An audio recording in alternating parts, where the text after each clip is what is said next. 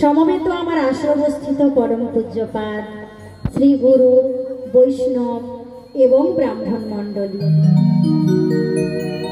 আমার পরম পূজনীয় পিতৃমণ্ডলী এবং আমার পরম পূজনীয়া আসরে সমুপস্থিতা জীবন্ত জগদ্ধাত্রী রূপা আমার মাতৃমণ্ডলী এবং স্নেহভাজন ছোট্ট ছোট্ট ভ্রাতৃ এবং ভগিনী মণ্ডলী, যথাস্থানে প্রণাম ও ভালোবাসা জানিয়ে শুরু করছি আজকের এই লীলাগান। তদ্বাগ্রে সানুনয় নিবেদন, এই যে গান এ সম্পর্কে আমি অত্যন্ত ক্ষুদ্র এবং মতিহীনা, তাই আমার জিভার আড়ষ্টতা বশত যে দোষ ত্রুটি হবে মার্জনং তৎকরণ, অর্থাৎ সেই দোষ ত্রুটি আপনারা আপনাদের ক্ষমা সুন্দর চিত্ত সন্দর্পণে গ্রহণ করবেন। গুরু কৃপা হি কেবলম, গুরু কৃপা ছাড়া কোনো কাজে এগিয়ে যাওয়া সম্ভব নয়। তাই বাবা, সর্বপ্রথম আমি গৌর গোবিন্দের চরণে প্রণাম জানিয়ে, আমার পিতা মাতার চরণে প্রণাম জানিয়ে, শিক্ষাগুরু দীক্ষাগুরু এবং আমার সকল গুরুদেবেদের চরণে প্রণাম জানিয়ে, যিনাদের হাত ধরে এই মহতি বলি সবাই এসে উপস্থিত হয়েছি, সেই সমস্ত দাদা ভাইদের চরণে প্রণাম জানিয়ে, অগণিত ভক্তের চরণে প্রণাম জানিয়ে, আমার এই ক্ষুদ্র সম্প্রদায়ের পক্ষ থেকে সকলের চরণে প্রণাম জানিয়ে শুরু করছি আজকের এই লীলাগান।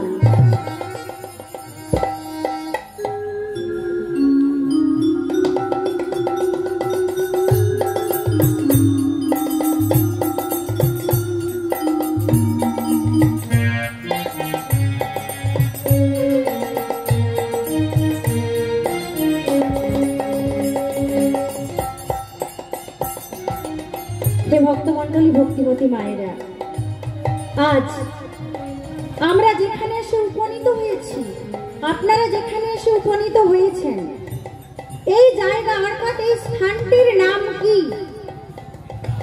এই স্থানটির নাম হচ্ছে বাবা হরিসভা।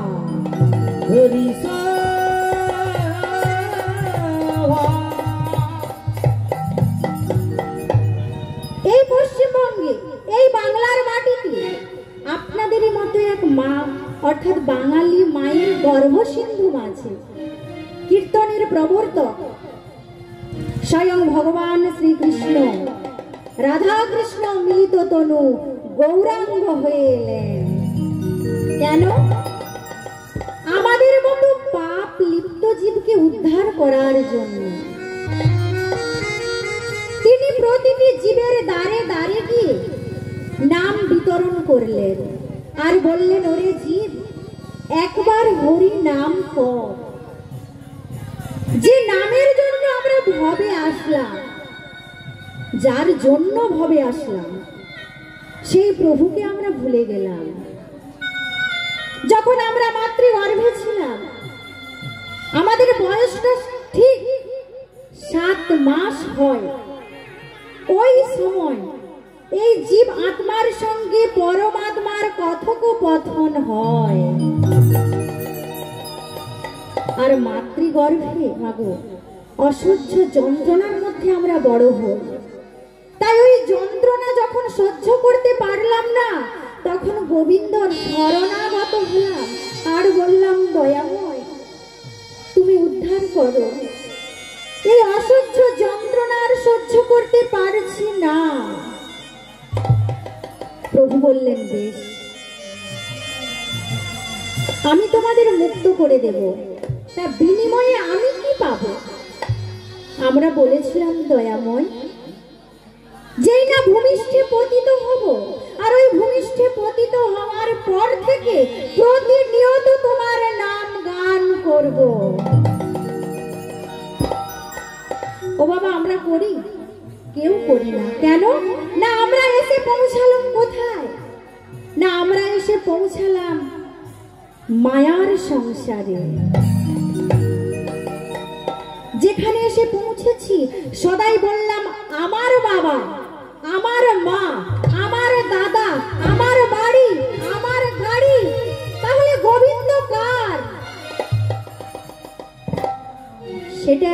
ভাবলাম না আমি কার, প্রভুর চরণে যদি আত্ম নিবেদন করে বলি দয়াময় আমি কিচ্ছু চাই না, কেবলমাত্র তোমার ওই চরণ তলে একটু জায়গা দাও প্রভু। আমার যে দেহের মধ্যে কামনা বাসনাগুলো রয়েছে দয়াময়, ওই কামনা বাসনাগুলো দূরীভূত করে দিয়ে দাও না প্রভু, আমার হৃদয় ভাণ্ডটা তুমি কৃষ্ণ ধনে পূর্ণ করে দাও। আমরা কেউ বলি না, তাই তো আমাদের এত কষ্ট, এত জ্বালা, এত যন্ত্রণা, প্রভুকে ভুলে গেলাম। দেখুন বাবা, এই যে হরি নাম বললেন, হরি নাম করব কখন না, শাস্ত্রে বললেন শিশু কালে কৃষ্ণ ভজে কৃষ্ণ পাওয়ার আসে, আরে যৌবন কালে কৃষ্ণ ভজে কৃষ্ণ যদি আসে বা না আসে, আর বৃদ্ধ কালে কৃষ্ণ ভজে জমের ওই জমের তারা আসে, জমের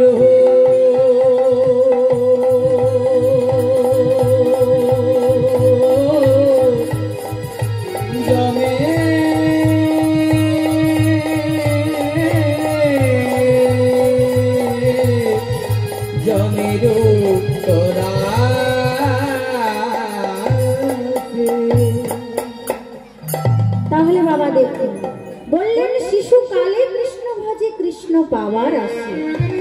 ওই শৈশব কালে যদি আমরা প্রভুর ভজন সাধন করার মতো করতে পারি, একাগ্র চিত্তে একাগ্র মনে, তাহলে তিনি আসতে পারেন।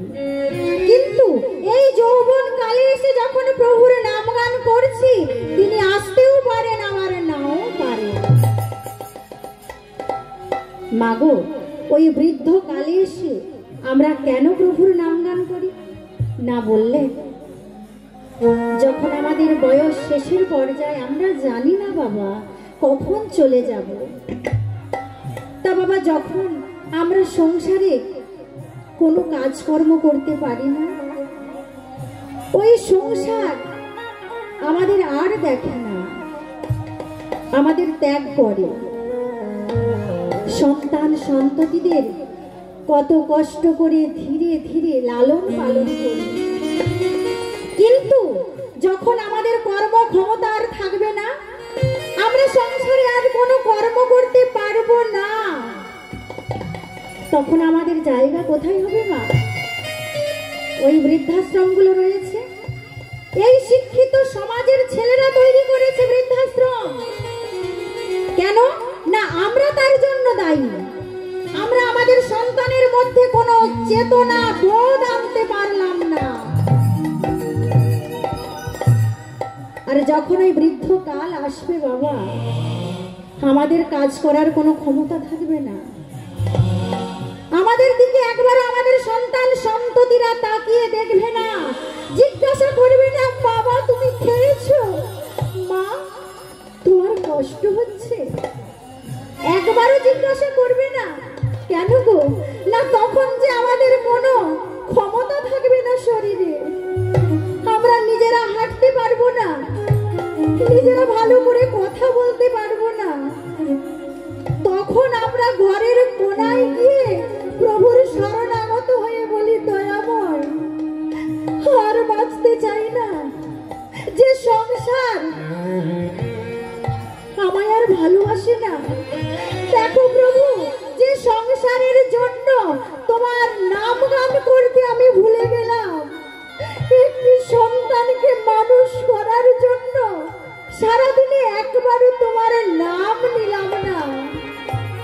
দয়াময়, আজ যখন আমি বৃদ্ধা হলাম, ওই সন্তান আমার বদন পানে তাকিয়ে দেখলো না যে মায়ের কোনো কষ্ট হচ্ছে কিনা, বাবার কোনো কষ্ট হচ্ছে কিনা, রেখে আসলো কোথায়? বৃদ্ধাশ্রমে। দেখুন মা, সন্তান যতই খারাপ হোক, মা বাবা কখনো খারাপ হতে পারে না। তাই ওই সন্তানটা যখন বৃদ্ধাশ্রমে মা বাবাকে পৌঁছে দিয়ে ফিরে আসবে, ঠিক সেই মুহূর্তে সন্তানের হাতটা জড়িয়ে ধরে বলছে, খোকা তুই ভালো থাকিস, তোর ছেলেটার যত্ন নিস। আচ্ছা খোকা, তুই মাঝে মাঝে আমায় দেখতে আসবি তো? বল না বাবা, আসবি না? জানিস বাবা, যখন তুই ছোট্ট ছিলি, যখন তুই খেতে পারতিস না, নিজে ভালো করে হাঁটতে পারতিস না, তখন যে আমি আমার সব কাজকর্ম ফেলে তোর হাত দুটো ধরে তোকে হাঁটতে শিখালাম। রাতের পর রাত তুই যখন ঘুমোতে পারতিস না, আমি না ঘুমিয়ে ওই কোলের মধ্যে নিয়ে সারা রাত্রি জেগে তোকে ঘুম পাড়িয়েছি। বল না খোকা, তোর মনে পড়ে সেই দিনগুলোর কথা? জানিস খোকা, আমার খুব মনে পড়ে। আর তো আমি কাজকর্ম করতে পারি না, তাই তুই আমায় রাখতে আসছিস বৃদ্ধাশ্রম। আচ্ছা খোকা, মাঝে মাঝে আছিস, ভালো থাকিস, তোর ছেলের যত্ন নিস। মা কিন্তু একবারও বলল না যে খোকা তুই আমায় রেখে যাচ্ছিস, পরের পরিণতি যেন তোর এই রূপ হয়। মাঝে মা, এই জগতে যতজন ভালোবাসে মা দেখবেন, স্বার্থ ছাড়া কেউ ভালোবাসে না। একমাত্র মায়ের ভালোবাসা স্বার্থ একটুও থাকে না। তাহলে সেই বাবা মাকে আমরা ভুলে যাচ্ছি। এই তো আমরা কলিহত জীব। আমাদের হরিনাম করলে